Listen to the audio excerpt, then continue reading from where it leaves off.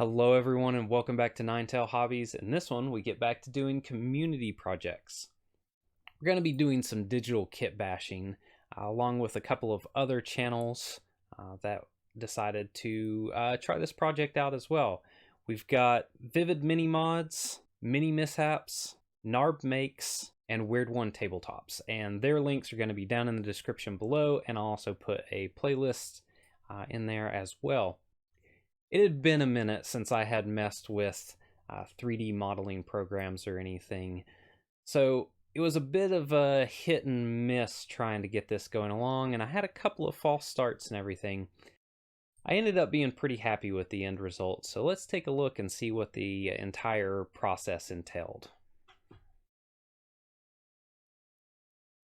I only used Blender and 3D Builder, and the only reason why I used Blender was just to get a cleaner selection from the bunny rider, or the bunny that is a rider, not a model that is riding a bunny, but you get it.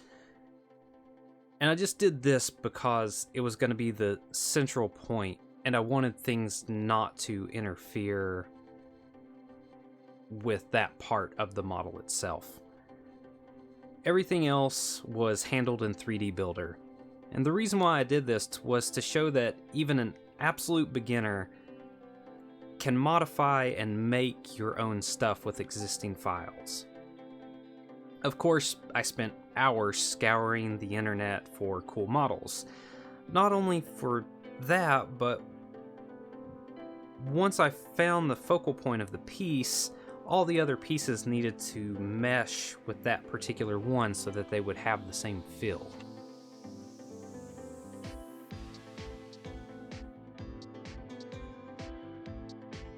Needless to say, there was a lot of trial and error.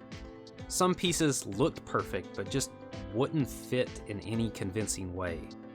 And a lot of times I had to scrap something that I thought looked cool, but just wouldn't work no matter what I tried. I used a bunch of different pack animals and package combinations that had sacks and barrels and everything that were already together.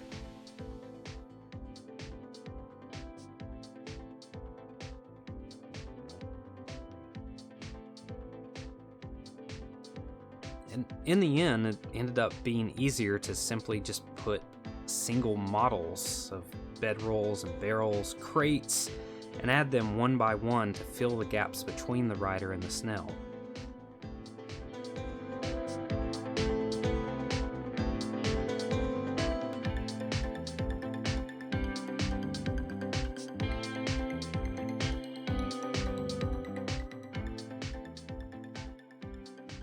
I wasn't completely satisfied with the snail that I went with and decided it needed a bit more visual interest.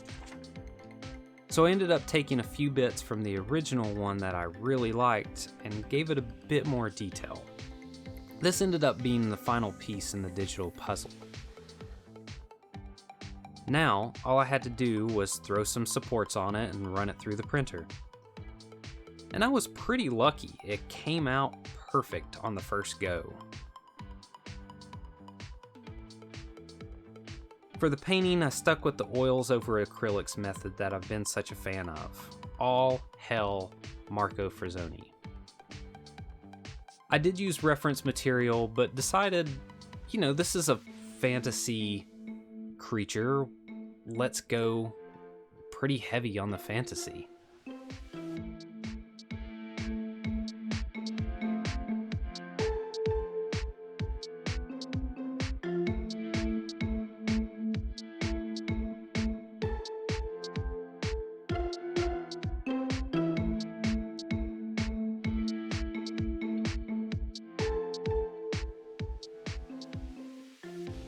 I did my preferred white method, especially for fur.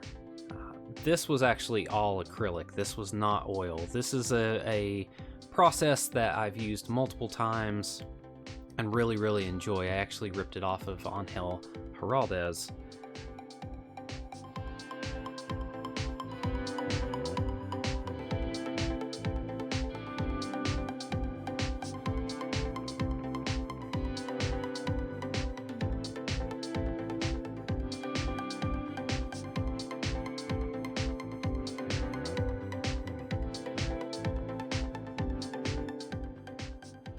But everything else ended out coming out pretty nice. The shell I kind of played around with.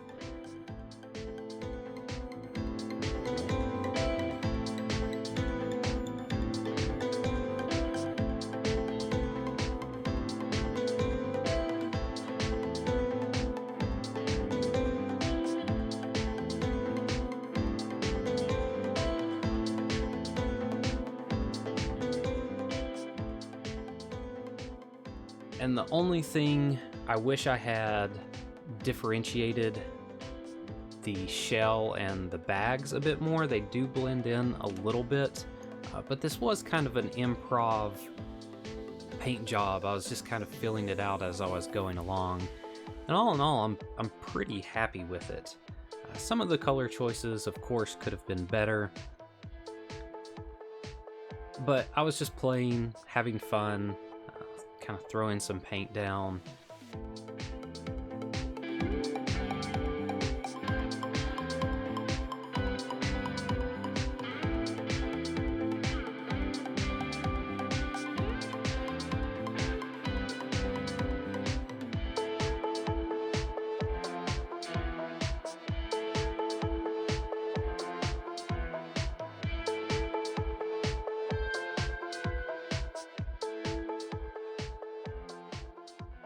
So yeah, I would recommend this process for anybody who maybe was interested in modeling or hadn't found the perfect one that they were looking for and were a little bit hesitant.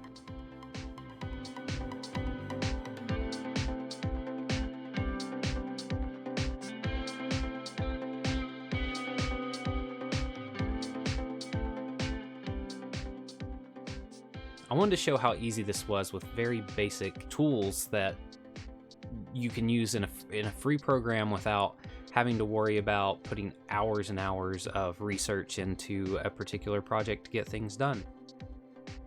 So thank you for checking these out. It was a whole lot of fun. Go and check out the other channels. Amazing work from everybody. And we'll see you next week.